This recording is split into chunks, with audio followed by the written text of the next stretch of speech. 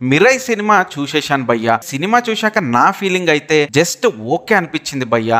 అంటే సినిమాలో వర్కౌట్ అయిన ఎలిమెంట్స్ బానే ఉన్నాయి, కాకపోతే హై ఇచ్చిన కమర్షియల్ ఎలిమెంట్స్ చాలా తక్కువ అనే చెప్తా. సినిమా కథ విషయానికి వస్తే అశోకుడు ఇచ్చిన 9 గ్రంథాలను కాపాడుతూ 9 తెగలుంటాయి. ఆ తెగల నాయకులు వాళ్ళ తరువాత తరాల వాళ్ళు కూడా ఈ గ్రంథాలని కాపాడుతూ ఉంటారు. అయితే తాంత్రిక విద్యలు బాగా వంట పట్టిన ఒక బ్లాక్ షార్డ్ ఆ 9 గ్రంథాలను దక్కించుకునే జర్నీని స్టార్ట్ చేసి ఒక్కొక్క తెగని నాశనం చేస్తూ ఒక్కొక్క గ్రంథాన్ని దక్కించుకుంటాడు. ఇక ఈ బ్లాక్ షార్డ్ ని ఎదిరించడానికి మిరై కావాల్సి వస్తుంది. ఆ మిరైని దక్కించుకునే యోధుడు కావాలి. ఆ యోధుడు ఎవరో కాదు, మన హీరో. కాకపోతే ఫస్ట్ హాఫ్ లోనే కొంచెం టైం ఎక్కువ తీసుకున్నారు స్టోరీలోకి వెళ్ళడానికి అనిపించింది. ఇక సినిమాలో హై ఇచ్చే మూమెంట్స్ ని కూడా ఇంకా బాగా క్రియేట్ చేసి ఉంటే బాగుండనిపించింది. ఈ కథకి అంత పొటెన్షియల్ ఉంది, అది ఎక్కడో మాత్రం డ్రాప్ అయింది. ఇక Teja Sarja previous movie Hanuman impact ఈ సినిమా పైన భారీగానే పడుతుంది. వీళ్ళు చేసిన ఇంకో పెద్ద మిస్టేక్ ఏంటంటే ట్రైలర్ లోనే రాముణ్ణి మెన్షన్ చేయడం.